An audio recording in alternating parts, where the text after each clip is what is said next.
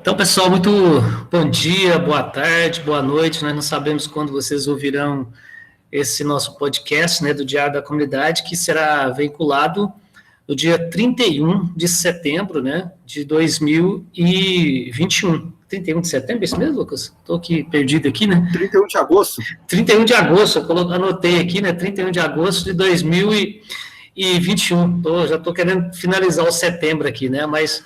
Muito bom dia. Primeiro, agradecer a todas as pessoas que entraram em contato comigo, né, solicitando oração, né, nesse momento que estou cara a cara novamente com a Covid de novo aqui em casa, né, eu e a família, mas graças a Deus estamos bem. Então, é verdade, nós estamos gravando aqui para dar continuidade no Diário da Comunidade, que é esse programa que a gente considera que é fundamental para a nossa comunidade, né, e a gente tem contribuído e tentado contribuir um pouco, compensar a nossa comunidade. Então, colocando essa questão inicial, né, vou de pronto dar um bom dia para o nosso companheiro de bancada aqui, o professor Lucas Pires. Lucas, muito bom dia para você, errando aqui nas datas, mas é 31 de agosto. É isso, professor Walter Moreira, bom dia para você também.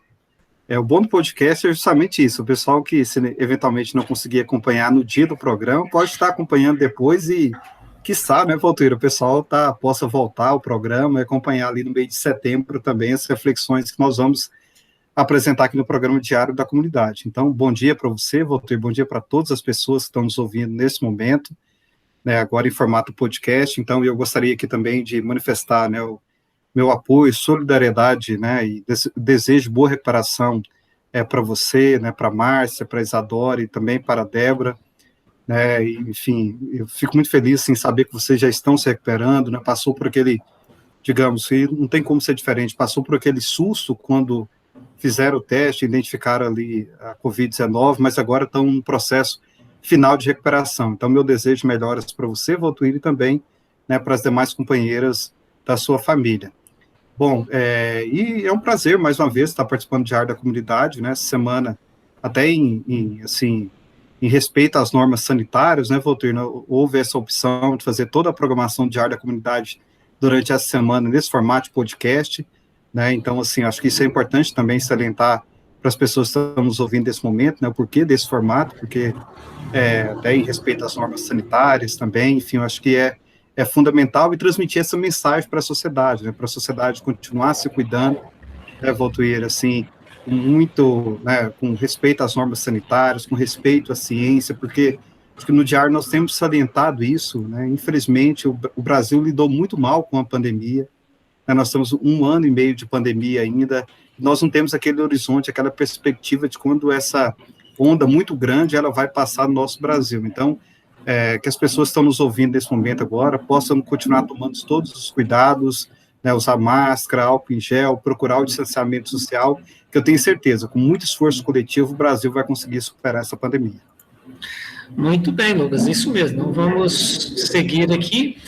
Só lembrando, Lucas, que o Empório Cooperaf, né, funciona de segunda a sexta-feira, né, esse espaço da agricultura familiar camponesa, onde as pessoas encontram ali no Empório Cooperaf produtos da agricultura familiar, né, desde produtos lácteos, você vai encontrar frios, né, frutas, verduras, e que você pode, né, acima de tudo, fazer esse trabalho, essa chamada economia reversa, né, que é a economia nossa do dia a dia aqui, né. Eu estava até vendo agora de manhã, Lucas, uma matéria demonstrando que quem são os maiores geradores de emprego pós-pandemia hoje no Brasil, né?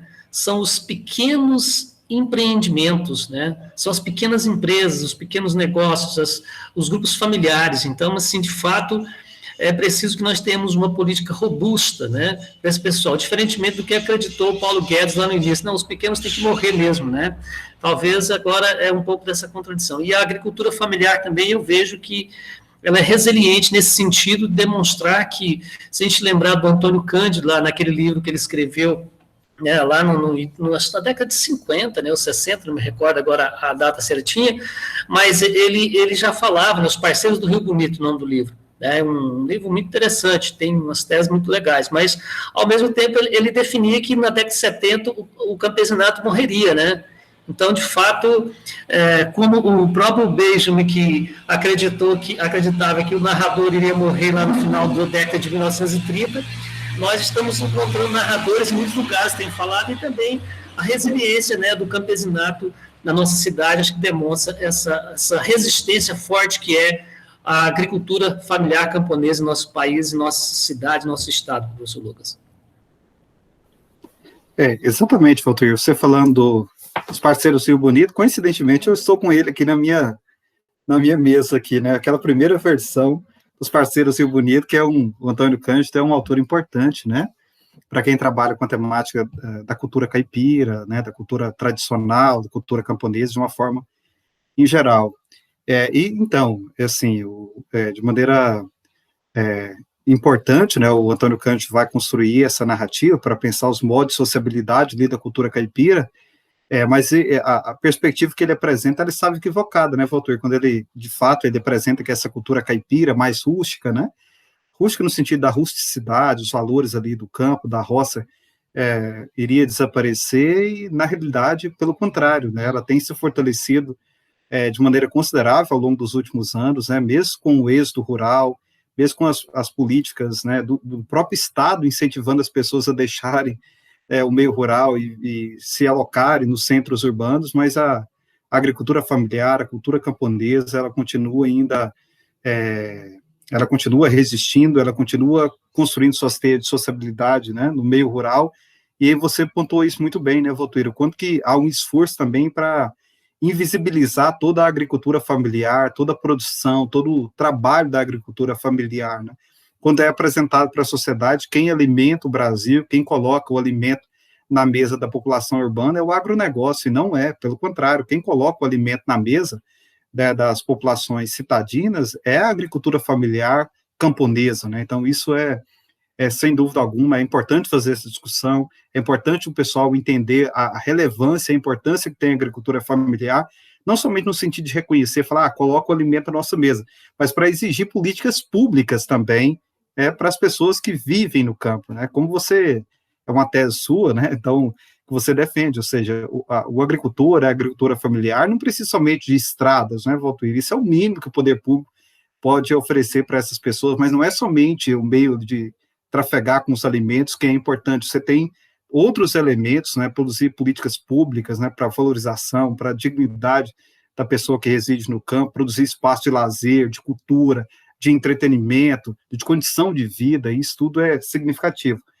E, para não me alongar mais, o Empório Cooperaf, acho que ele representa um pouco isso, ele nasce, né, de uma utopia que foi construída por vocês ali naquele projeto inicial dentro da Igreja Católica, que é o PEG Pague Solidário, né, e desde o primeiro momento vocês falaram, não, que é o embrião de um projeto para se tornar um projeto ainda maior, que resultou no Empório Cooperaf, que se consolidou como espaço importante, né? Então, as pessoas que estão nos ouvindo nesse momento agora, que possam reconhecer o valor da agricultura familiar, possam fortalecer a agricultura familiar, comprando os produtos do Empório Cooperaf, que ali tem verduras, legumes, frios, né, quitandas, mel, o pessoal pode estar encontrando ali também com um preço muito acessível, e alimentos saudáveis, né, para a mesa da população itaporanquense. Valtuíro, aproveitar o ensejo aqui também, nós estamos para você falar um pouquinho também dessa campanha, né, também da Rádio Alternativa FM, está sendo construída, está recebendo um apoio muito grande da população, né, Valtuíro? Não só na questão de doação, mas quem tem domínio para construir banners, né, está construindo em apoio à Rádio Alternativa, pedindo doação. Hoje mesmo você me encaminhou um muito bonito, né, eu até pensei que é você que tinha feito, que você domina bem essa tecnologia, um banner ali pequenininho, o pessoal pedindo doação para a Rádio Alternativa. Então o pessoal está colaborando de todas as formas, seja financeiramente, ou quem tem domínio de tecnologia, fazendo banner, pedindo ajuda, né, essa doação, essa campanha solidária em prol da Rádio Alternativa. Então gostaria que você falasse um pouquinho também, Valtuíro, da campanha, né, e fizesse o pedido para o pessoal estar contribuindo com a Rádio Alternativa. Lucas, essa campanha solidária nossa, né, de finalização do prédio da Alternativa, nós já estamos com o prédio erguido, né, essa obra parada, tem mais de 2 anos paralisada, e agora nós estamos fazendo um esforço, né? Nós tivemos a Sociedade da Vaca, lá no início dos anos 80, agora é a Sociedade da Rádio, para a gente poder finalizar o nosso prédio, esse espaço, né? Então, nós convidamos a você que está aí do outro lado ouvindo a gente. Vamos contribuir, a gente precisa de levantar fundos, né? Você pode contribuir com quantos, professor? Não, de R$1 a R$1 milhão, tranquilamente, não tem nenhum problema, né? Então, assim, a gente não faz questão de ser quantidade, é a qualidade que você, esse esforço que nós estamos falando. Você que acha importante esse veículo de comunicação, melhorar a nossa qualidade do som, melhorar a nossa capacidade, inclusive, de chegar até vocês. Então, esse é o esforço. Então, você pode, acima de tudo, né, fazer esse momento e, de fato, né, professor Lucas, ajudar a gente. Então, você pode doar pelo nosso Pix, que é o 62-985-24-9196, ou pelo Banco Sicoob, agência 3059, conta 16-2671. Então, você pode contribuir conosco para a finalização e da edificação que vai acolher, né, um espaço próprio da Rádio Alternativa FM, professor Lucas.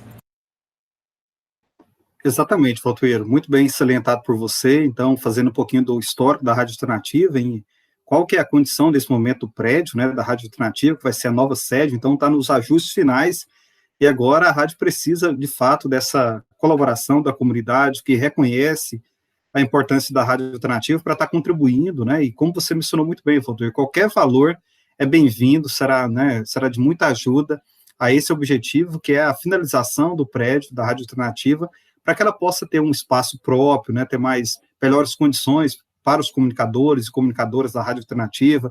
Tem uma série de projetos que estão sendo desenhados também, que necessita de uma infraestrutura um pouco mais adequada, de um espaço um pouco maior para poder ser viabilizado. Então, assim, isso, na nossa concepção, somente será possível a partir dessa ajuda, dessa contribuição coletiva da comunidade itaporanguense. Então, de antemão, além de fazer esse pedido, reforçar o pedido que você fez, gostaria de agradecer a todas as pessoas que estão abraçando literalmente essa campanha, essa causa da Rádio Alternativa, e estão contribuindo. O Valtuir já mencionou a conta bancária da rádio, também o Pix para o pessoal tá doando, né? Então, 2, 5, 10, 15, 20, 50, R$100, todos os valores são bem-vindos. Professor Lucas, aproveitando que nós estamos falando de solidariedade, de representação, inclusive, dessa luta popular, eu tinha separado aqui 3 temas para a gente comentar, mas como eu sei que você também é benjaminiano em partes, né? Vamos inverter um pouco aqui. Olha, vamos pensar um pouquinho esse momento da pandemia que nós temos. Como nós não temos aqui hoje o boletim Covid, nesse momento que a gente está gravando o podcast, ainda não saiu, mas eu queria que a gente falasse um pouquinho que essa pandemia, de fato, ela também trouxe uma série de problemas, do ponto de vista, por exemplo, do aumento das desigualdades sociais e também da fome, né? Então, que a gente pudesse aproveitar esse momento, e aqui eu faço, inclusive, uma retrospectiva rápida sobre essa questão, porque não é só com a pandemia que agravou-se a questão da fome, acho que ela se aprofundou, evidentemente, mas nós já tínhamos medidas, inclusive falta de política de Estado, política de governo, que pudesse, por exemplo, culminar, né, com essa manutenção de programas essenciais que pudessem combater, por exemplo, a fome, que pudessem, acima de tudo, trazer essa capacidade de diminuir as desigualdades sociais e regionais nesse país. Então, de fato, com a pandemia, talvez isso se cristalizou, né? Foi colocado à baila. E nós temos visto nos últimos dias, nos últimos tempos, um aumento do preço do petróleo, isso combinando com o aumento do gás de cozinha, combinando com os produtos da chamada cesta básica, que tem subido assustadoramente, a inflação chegando à casa de quase 2 dígitos, né, oficialmente falando, mas a gente sabe que para a nossa vida de trabalhadores e trabalhadoras, isso é muito maior. Se a gente pensa que o setor produtivo, principalmente os pequenos, eu sempre converso muito com o pessoal da agricultura, do ponto de vista, inclusive, será que eles terão condição de manter, por exemplo, a sua produção daqui a pouco, com o preço dos insumos lá em cima, inclusive do preço das sementes? Então, você tem uma série de lógicas que demonstram que esse momento que a gente vive no Brasil é um momento que precisa ser entendido pelas pessoas. Nós estamos com a fome aumentando e a desigualdade também entre as pessoas. Queria a gente falar um pouquinho sobre isso, professor Lucas. Bom, esse é um ótimo tema, eu acho que ele merece uma discussão atenta da sociedade brasileira, né, para entender, de fato, qual que é a condição da sociedade brasileira diante dessa conjuntura que nós estamos enfrentando.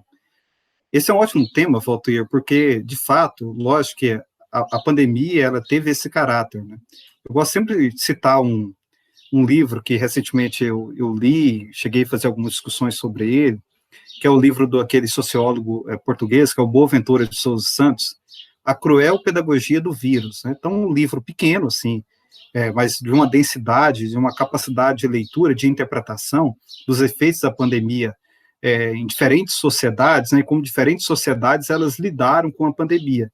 Então é interessante, Valtir, porque na perspectiva do Boaventura, ele vai trazer isso com exemplos, citando países, citando estados, mas aqueles países que têm maior soberania, né, quando eu digo maior soberania, que não fica, não tem uma dependência tão grande do mercado financeiro, não tem uma dependência tão grande desse capitalismo voraz que toma conta de parte dos países, não somente do Brasil, mas, em síntese, aqueles países que têm mais presença do Estado, que o Estado é mais atuante, produzindo políticas públicas, inclusive para a saúde, foram os países que conseguiram lidar melhor com a pandemia.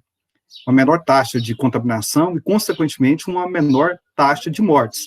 Aqueles países que têm uma dependência muito maior do mercado financeiro, que o mercado financeiro dita as regras, como é o caso do Brasil, a situação pandêmica foi muito mais agravada.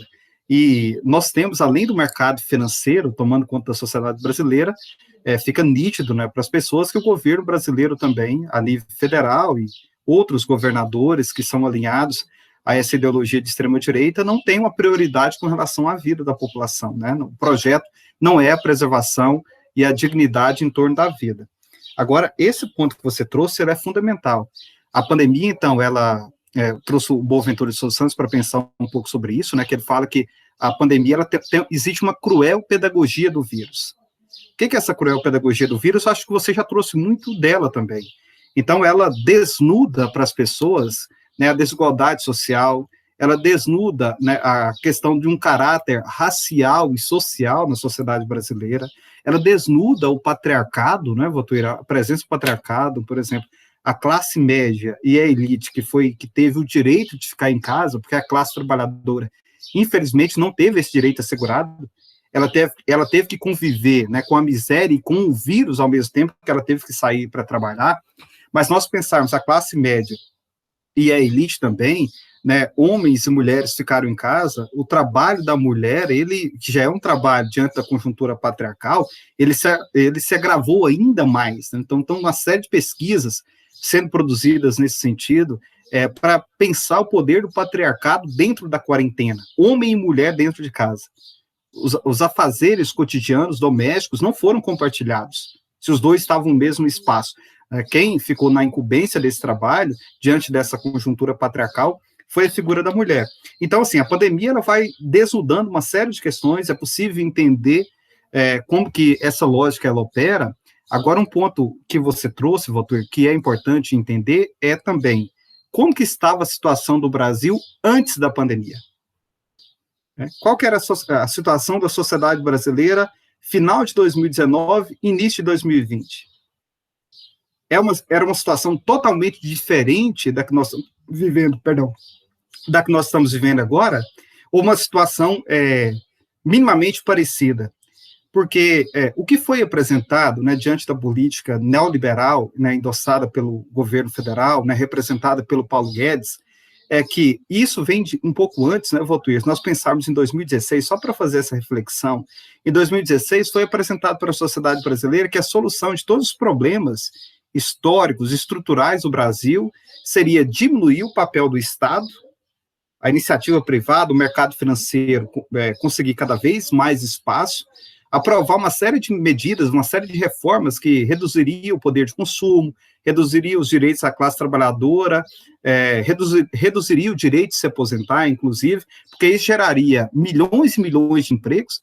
Era muito comum, né, o Meirelles falar que a reforma trabalhista ela geraria, em curto prazo, 6 milhões de empregos. e que a vida da população brasileira iria modificar a partir dali. Então, essas reformas, elas foram apresentadas e aprovadas muito rapidamente, porque o golpe parlamentar de 2016 ele foi para isso também, né, para aprovar essas reformas de caráter neoliberal.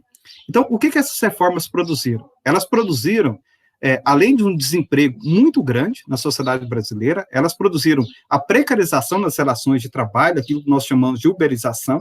Então, são aqueles trabalhadores que trabalham, mas não têm os seus direitos assegurados, né, como férias, 13º, e outros direitos que a CLT ela garante. Então, isso foi retirado desses trabalhadores, e com isso também diminuiu o poder de compra da classe trabalhadora. Diminuiu muito o poder de compra, né? Então, uma economia que ela gira, como você mencionou anteriormente, que ela tem uma preponderância muito grande das pequenas e médias empresas, não é?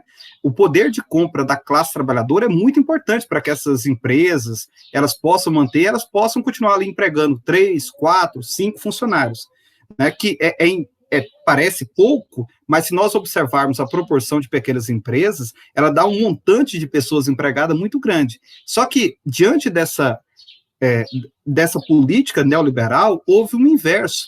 Então, você teve uma diminuição do poder de compra da classe trabalhadora e, consequentemente, essas pequenas empresas que dependem muito do 13º, que dependem muito do dinheiro das férias dos trabalhadores, acabou tendo seu poder de venda diminuído. Então, isso gerou, evidentemente, uma crise econômica muito grande, né? Então, aquele discurso que foi apresentado, que as reformas elas iriam gerar emprego, melhoraria a economia do Brasil, na realidade, na prática, o efeito foram totalmente contrário. Então, houve uma diminuição da importância da economia. É só observar o real, né, a moeda brasileira, o quanto que ela desvalorizou nos últimos anos, o quanto que o dólar subiu. Então, tudo isso tem um impacto muito grande. E o efeito prático, para concluir o raciocínio, Walter, que eu quero te ouvir também um pouco sobre isso. A população brasileira, diante dessas reformas, diante da diminuição do Estado, então, se nós pegarmos o impacto econômico, houve o maior desemprego e, consequentemente, né, muitas pequenas e médias empresas tiveram que fechar as portas antes mesmo da pandemia, né?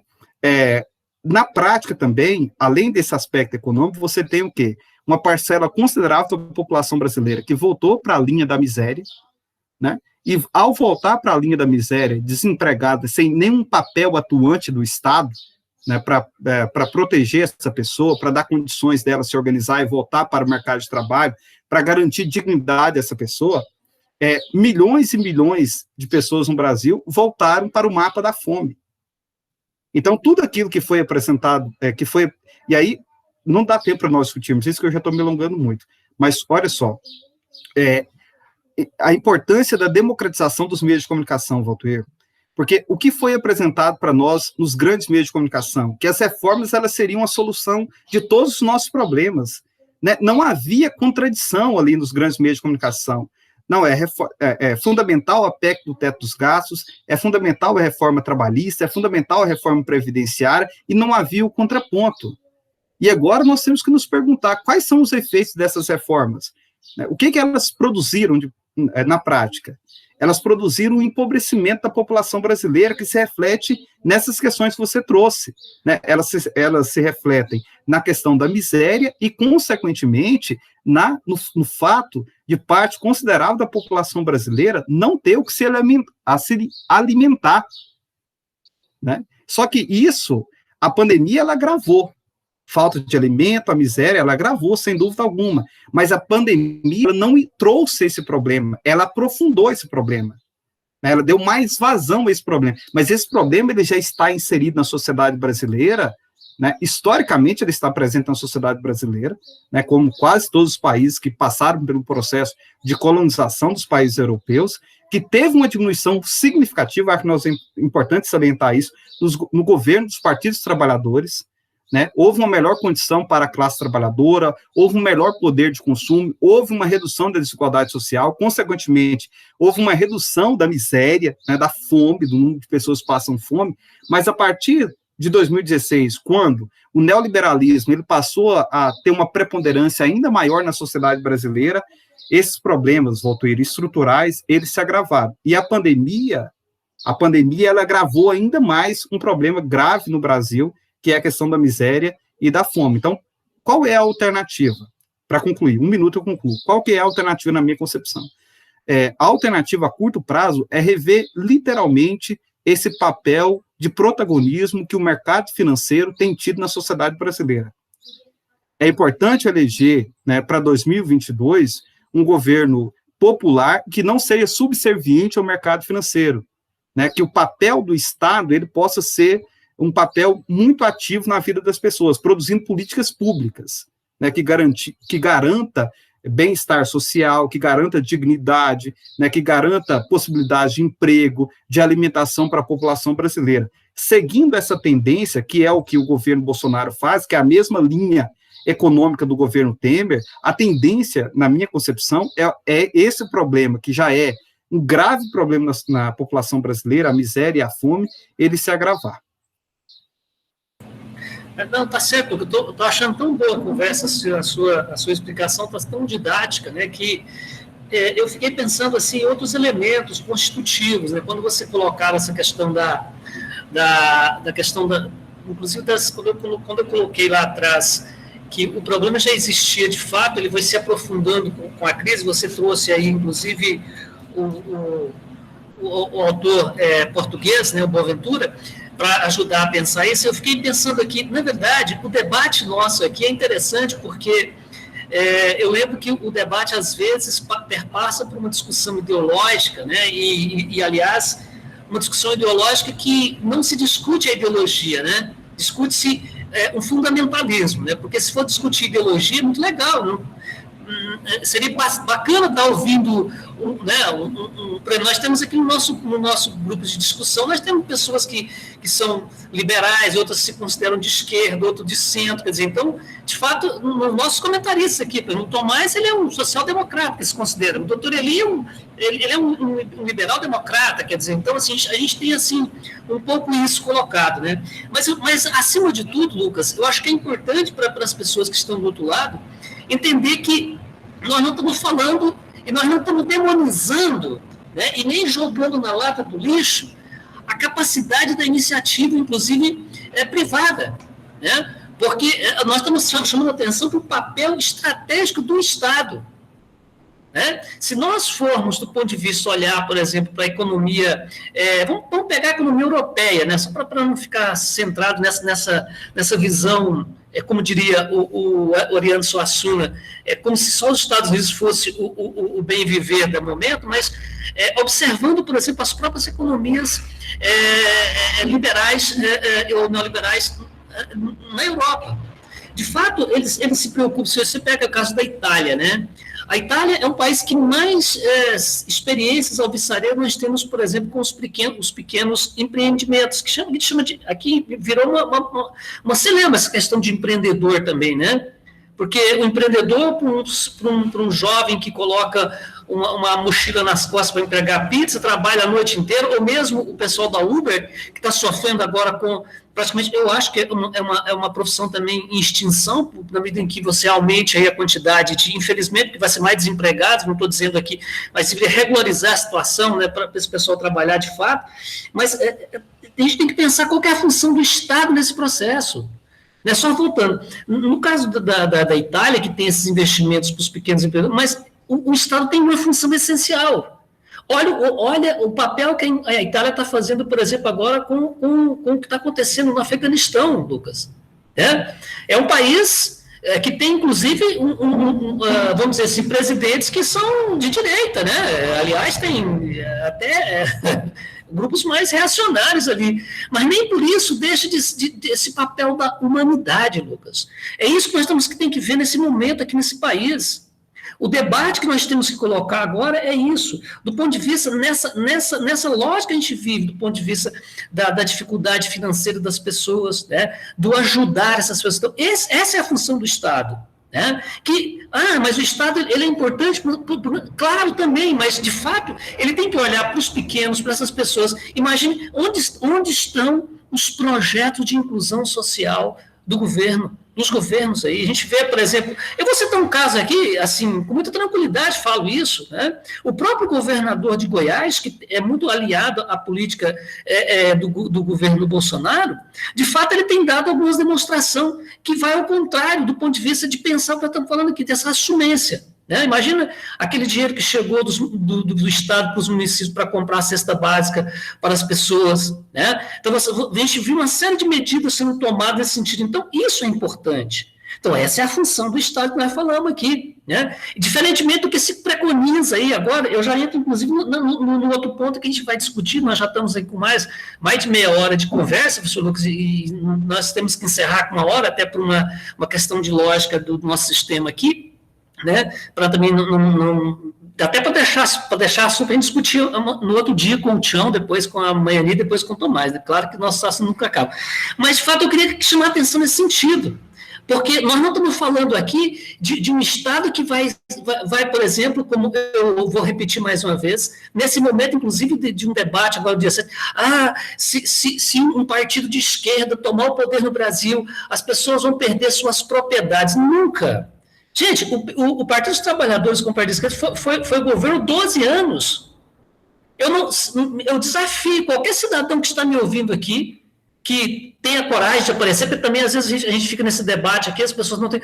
Que me mostre aonde é que foi perdido uma propriedade, ou foi invadido uma propriedade, um quarto de uma pessoa que tem 2, 3 quartos, só 2 usando... Isso, gente, isso é um debate dos anos 60, que nós temos que entender, você, cidadão que está nos ouvindo, né, e nossos queridos ouvintes, compreenda isso. O nosso debate aqui é muito mais profundo do que isso, é pensar o papel do Estado, como o professor Lucas, é um Estado que precisa cuidar daquelas pessoas que mais necessitam. Durante a pandemia, o Estado, veja, quem foi trabalhar de fato, nós vimos em Goiânia, eu tenho vários amigos que moram em Goiânia, tem que pegar ônibus, sai de casa às 5 da manhã, chega às 7 da noite, né? Tem um familiar que faz isso, e de fato, enfrentando toda essa lógica, esses caras é que foram, né, para o enfrentamento vamos dizer assim, do vírus no chão Veja, grande parte desses megas empresários que, inclusive, se dá o arrobo de não querer vacinar, é contra medidas assim, mas foram vacinar onde? Foram nos Estados Unidos vacinar. Não esperou a sua vez aqui como nós esperamos, como professores, como cidadãos, você que está aí do outro lado. Eu lembro que aqui muitas pessoas cobravam, os caixas de supermercado, eu gosto muito de conversar com esses profissionais, que eram profissionais, para mim, os que mais perigosos tinham. Né, de serem contaminados. E de fato, veja que tudo isso não precisa ser pensado. Então, eu penso que é mais do que isso. Então, eu queria só colocar esse aspecto, Lucas, para as pessoas entenderem também o que nós estamos falando. Nós não estamos aqui jogando na lata de lixo a capacidade, inclusive, empreendedora, no sentido mais bonito da palavra, né? Aí é um outro debate que a gente pode fazer filosoficamente, mas porque nós temos iniciativas, isso, na nossa família eu tenho, sei que o Lucas tem isso na família dele, né? A esposa do Lucas veja esse esforço dela buscar ser uma empreendedora, do ponto de vista de ajudar nas atividades, inclusive, financeiras da família. Né? Me desculpe estar citando o exemplo aqui, né, Lucas, mas assim, só para as pessoas entenderem, né? Porque não é. Aí vem no dia 7 de setembro, vamos para a rua, porque o comunismo está chegando, vai tomar. Gente, isso é uma visão eminentemente tacanha, surreal, para não dizer um palavrão aqui, sabe, de baixo calão. Nós estamos falando da função essencial do Estado democrático de direito. O direito de manifestar, eu não vou questionar hora nenhuma. Sinceramente, professor Lucas, não questiono mesmo. É direito, se as pessoas que defendem o governo quiserem ir para a rua, defender, fazer... Sabe? Mas agora, vir com arroubos autoritários, né? Aquela ideia de que...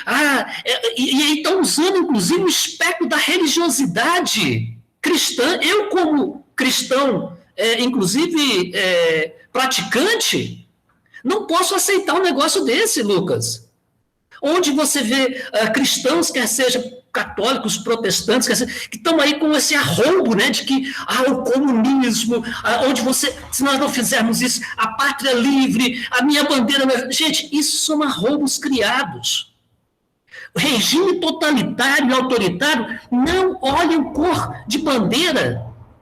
Não olha se você é rico ou pobre, se você estava do meu lado ou se eu estava contra. Se você ficar na frente dele, ele tratora você.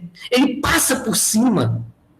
Então é importante, veja que eu já estou emendando o segundo aspecto, para você já te dar, levantando a bola para depois você chutar no gol, né?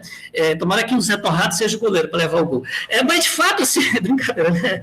Mas só metaforizando aqui, porque a gente está falando de um assunto sério, mas é importante a gente também pensar nas coisas do cotidiano. Então eu queria só chamar esses aspectos. Então, esse momento que a gente vive, sabe, da carestia, da pobreza, da miséria, qual é a função do Estado?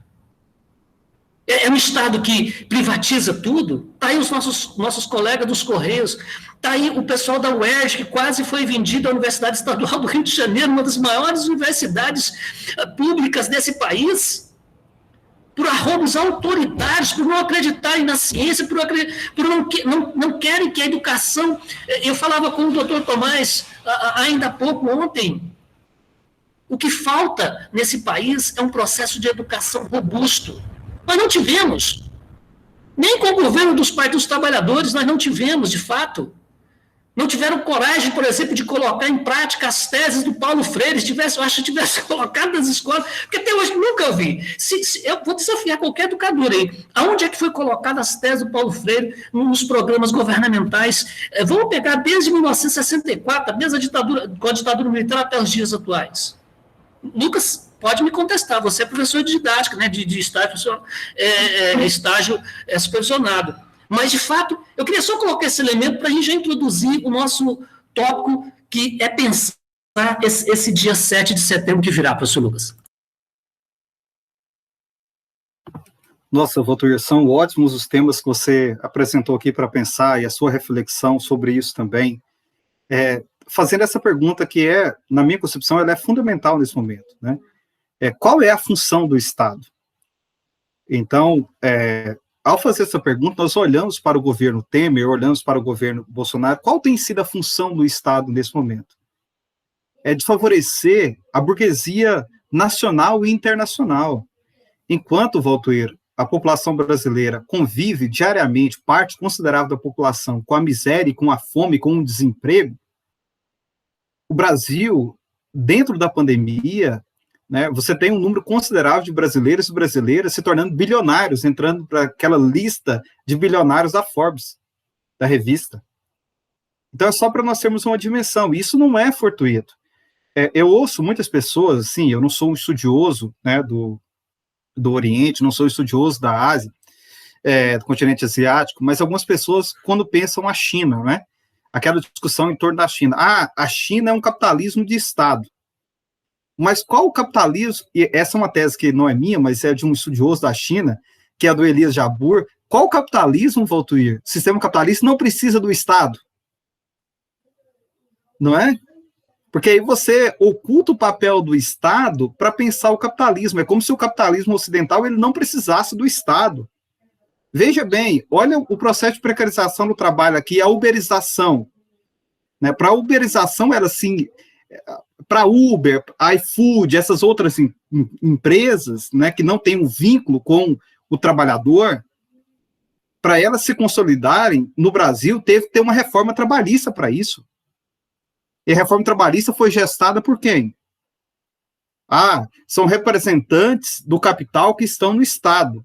Tudo bem, essa linha de raciocínio ela pode sustentar, mas não precisou do Estado? Né? Então, nós temos que fazer essa pergunta. Não existe essa questão de capitalismo que independe do Estado. O capitalismo, para ele se efetivar, para ele se consolidar e para ele beneficiar aquele segmento que ele historicamente sempre beneficiou, ele precisa do Estado. Né? Então, todo o capitalismo ele tem um papel central do Estado. A questão é, o Estado ele tem que beneficiar somente a burguesia, que é o elemento representativo do capitalismo, ou ele tem que produzir políticas públicas para aqueles 99,99% que não fazem parte da burguesia. Nesse momento, o que acontece no Brasil é o seguinte, o Estado, representado pelo governo federal, Bolsonaro e Paulo Guedes, ele beneficia o 0,1% da população brasileira e também um pequeno percentual da população internacional, que é a burguesia nacional e internacional, e deixa e deixa à margem a maioria da população, né? Que é o que nós estamos vivenciando nesse momento agora, atual. E o governo do Partido dos Trabalhadores, ele foi importante nesse sentido, porque eu ouço você trazendo esses relatos do cotidiano, Valtuíro, você como um estudioso Michel de Certeau, do Walter Benjamin, né, desses intelectuais importantes para pensar essa questão do cotidiano, é fundamental que você traga isso para a discussão, porque é a impressão com que, né, o imaginário coletivo está entendendo essas questões. Então, aquilo que procura atribuir ao Partido dos Trabalhadores, nós que somos da esquerda, é justamente a crítica que nós fazemos ao Partido dos Trabalhadores por não ter feito. Então, pensar a reforma agrária, o Partido dos Trabalhadores não produziu uma política pública efetiva de reforma agrária nesse país, né? O Partido dos Trabalhadores, embora teve o Minha Casa Minha Vida, teve muitas moradias, casas populares, mas poderia ter sido muito mais, vou utilizar um termo que você gosta, alvissareiro nesse sentido, produzir muito mais casas populares para a população, fazer esse Estado mesmo, né, destinar casa para a população que não tem casa, destinar terra para a população que não tem terra e deseja ter a terra, para aquilo que eu vou utilizar você mais uma vez, me permita aqui, que não é só a terra, é oferecer dignidade para essas pessoas. Então, qual que foi a lógica do Partido dos Trabalhadores? Foi essa lógica social-democrata. Né? O Partido dos Trabalhadores não foi comunista, não foi socialista, ele foi social-democrata. Uma social-democracia, procurando produzir bem-estar social, governando para esse 0,1%, que representa a burguesia, o mercado financeiro, o agronegócio, mas produzindo políticas públicas importantes para os 99%. A nossa crítica ao Partido dos Trabalhadores é que poderia ter feito mais ainda. Poderia ter feito muito mais, né, para a classe trabalhadora, para a população pobre. Porém, o que foi feito já modificou muito a estrutura do Brasil. As pessoas que estão nos ouvindo nesse momento, é só fazer um processo de reflexão e pensar como que era a vida das pessoas que estão nos ouvindo nesse momento, antes do Partido dos Trabalhadores, e como passou a ser a vida depois do Partido dos Trabalhadores. Porque, ao fazer essa reflexão, entender como que era antes e como passou a ser depois, mesmo tendo nesse horizonte essa crítica que nós fizemos, nós vamos entender o papel importante que o Estado tem.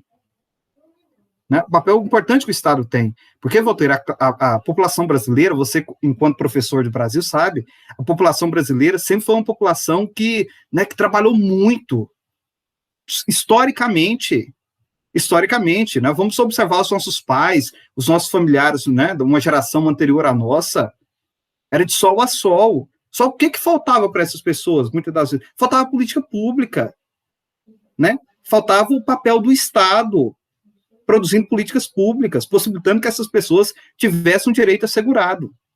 Então, assim, acho que é importante frisar isso, né? O Partido dos Trabalhadores nunca foi socialista, né? Tampouco, pode ter na sua vertente, pode ter no seu primórdio ali, essa vertente mais socialista, de caráter mais comunitário, mas quando o Partido dos Trabalhadores chegou à presidência da República em 2003, com o Lula, ele produziu políticas públicas da social-democracia. Da social-democracia. Então, é um Estado, é aquilo que nós chamamos de conciliação. Né? Não enfrentou necessariamente o privilégio do grande capital, da burguesia, né? Mas produziu políticas públicas importantes. Só lembrando, quem foi o vice do Lula no primeiro mandato? Ótima pergunta.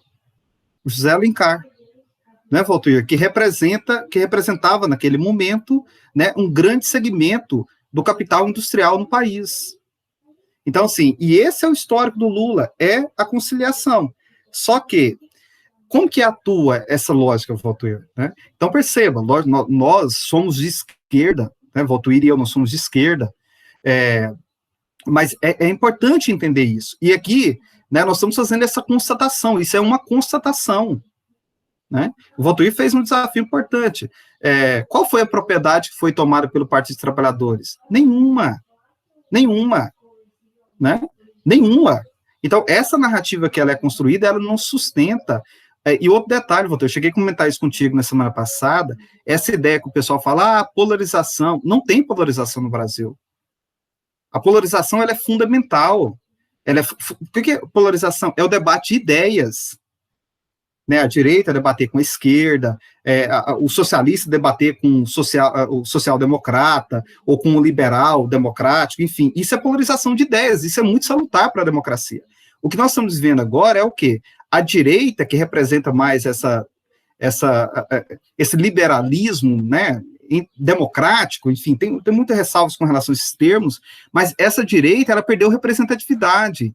Então, aquelas pessoas que, né, historicamente se identificou com esse discurso mais conservador nos costumes, mas mais liberal na questão econômica, ela perdeu representatividade e esse segmento ele migrou para a extrema-direita. E a extrema-direita ela não age com a lógica da conciliação, do diálogo, né? Ela age, o modus operandi é o quê? É da radicalização.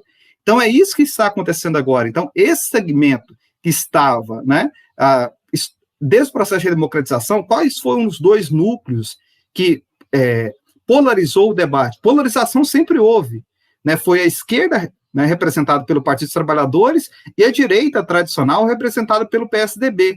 A partir de 2016, que o golpe de 2016, a tendência era diminuir esse segmento, que é da esquerda, o que ele fez? Ele diminuiu esse outro segmento, que é o da direita. E esse outro segmento da direita, representado pela direita, pelo PSDB, principalmente paulista, ele migrou para onde? Ele migrou para a extrema-direita. E a extrema-direita age de que modo? Ela age pelo modo da radicalização. Volto e eu, nós discutimos isso na quinta-feira da semana passada, um pouco sobre isso, porque a arte do diálogo, ela é o fim do governo Bolsonaro. Ele não pode ter arte do diálogo, né? Ele só se sustenta pela questão da radicalização, das bases, a radicalização das perspectivas que são apresentadas para a sociedade, né? Porque se nós observarmos, a esquerda ela continua no mesmo lugar.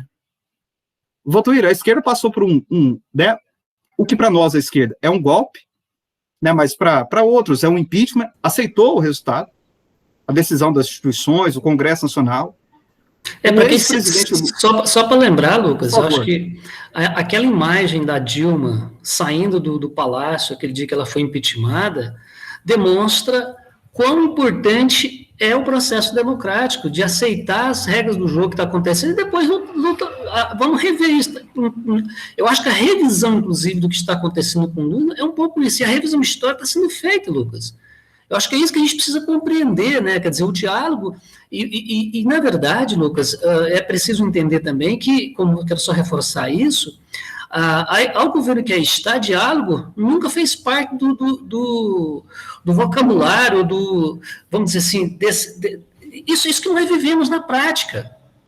Porque é tão salutar, assim, eu falo isso com muita tranquilidade, eu ainda tenho amigos ainda que eu consigo discutir com eles ainda com muita respeitabilidade sobre isso, mas tem outros que não dá, cara.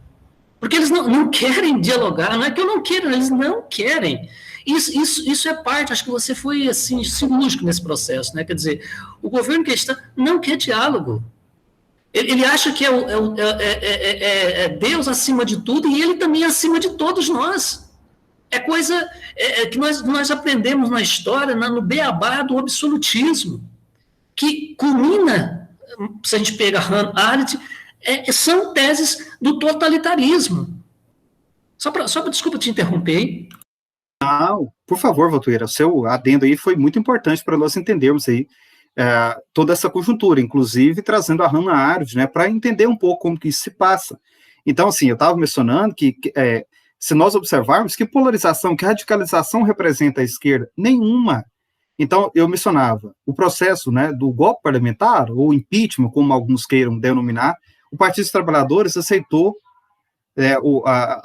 ali o resultado das instituições, aceitou o que decidiu a Câmara Federal, o Senado. O ex-presidente Lula, ele era o principal, né, assim, o favorito para as eleições de 2018. Ele sofreu o que fica nítido hoje, uma perseguição judicial. Isso não sou eu que estou falando, né? Foi o próprio Supremo Tribunal Federal que decidiu isso, que o juiz que conduziu todo o processo, o juiz Moro, era um juiz parcial, ou seja, o juiz que tinha outros interesses, né? Outros interesses além da magistratura, de julgar de acordo com os critérios constitucionais, né, de acordo com os valores do direito, da Constituição brasileira, enfim. O PT radicalizou, a esquerda radicalizou, o Partido Trabalhador? Não, também não. Né? não só foi impedido, mas como foi preso. 580 dias preso por um juiz que depois foi considerado parcial. Houve radicalização por parte da esquerda? Houve radicalização por parte do Partido dos Trabalhadores? Não. Houve questionamento ao resultado das eleições de 2018? Também não houve nesse sentido. Então, que radicalização é essa? Quem radicalizou foi a extrema-direita, e essa é a lógica, o Vantuir tem toda a razão. A lógica da extrema-direita é a radicalização. Então, por que parece que existe uma radicalização dos dois polos, sendo que a esquerda continuou no mesmo lugar? E agora é só observar as manifestações do ex-presidente Lula. Ele está conversando com todos novamente. Ele está procurando construir uma conciliação novamente. O que perdeu, Vantuir, foi o que ficava nesse termo aqui, né, que não é centro, né? Não tem centro, é a direita tradicional. A direita tradicional, ela perdeu representatividade. Qual que é o papel ocupado hoje pelo PSDB? Então, esse nicho que sempre se identificou com essa direita mais tradicional, conservadora, ela migrou para a extrema-direita. E ela está radicalizada e tem uma base muito forte da sociedade brasileira, que é 1/3 da população que vai participar desse manifesto agora, no dia 7 de setembro. E eu, para concluir aqui, Vantuir, assim, eu tenho muitas preocupações, porque acho que agora é o momento mesmo, de fato, de entender. Não é uma disputa normal entre esquerda e direita, como era PT e PSDB, né, que eu respeito as instituições, respeito aos princípios mínimos da democracia. Na minha concepção, existe uma disputa nesse momento agora, que é entre a civilização e a barbárie. Então, assim, quem defende civilização, quem defende os princípios democráticos, quem defende as instituições, e eu estou falando isso aqui, o Vantuir sabe qual que é a minha leitura, né? Eu estou falando aqui de maneira ponderada, né, mas a minha leitura é um pouco mais crítica às instituições, ao que nós entendemos por princípio democrático, mas agora não é o momento de discutir isso. O momento de discutir isso é o momento, né? O momento agora é de centrar a questão. O que nós podemos fazer para impedir que a barbárie ela ganhe dimensão ainda maior do que ela tem na sociedade brasileira? E eu, sinceramente, Vantuir, eu não vejo outro caminho a não ser dialogar, inclusive dialogar com setores ali da direita tradicional, com setores da centro-direita, enfim, porque agora, vou ser bem sincero aqui, o inimigo é outro, e o inimigo está num outro patamar agora. Né? Agora, divergências ideológicas, essas divergências são importantes, elas têm que arrefecer um pouco e entender o que está no nosso horizonte. O que está no nosso horizonte não é nada animador para a sociedade brasileira, né? É um horizonte de aprofundamento, né, de um modelo de país e de sociedade que tem a barbárie, a violência e a morte como princípio elementar. Então, o que é possível ser feito para impedir que esse modelo né, se intensifique ainda mais? Acho que essa tem que ser a leitura. É o diálogo, é o entendimento, e essas falsas discussões, né, na minha concepção, elas não podem, né, dominar a nossa pauta do dia. Por exemplo, concluo aqui, como, Ciro parte para cima do Lula, Ciro critica Lula, né, tece considerações críticas a Ciro. Não, cara, acho que agora não cabe essas discussões agora elas têm que ficar para um outro momento, quando o Brasil tiver assegurado, né, um princípio democrático. Agora é garantir que o princípio democrático, a civilização, ela possa sobressair sobre a barbárie. É importante isso, Lucas, inclusive eu estou devendo e vou reconhecer a minha dívida aqui, que eu estou pensando nela sempre, mas acho que na próxima terça dá para a gente voltar nesse tema, que o Toninho sugeriu para a gente pensar, fazer uma discussão sobre as perspectivas de partidos, o que é direita, esquerda, o que é centro, né? Filosoficamente falando. Eu estou pensando aqui, Tony, mas acho que nós já respondemos em parte o que você falou, mas eu acho que precisa de um programa didático, sim, em relação a isso, nós o faremos com maior brevidade. Mas só para finalizar essa questão, Lucas, eu acho que você chama atenção, é fundamental, né?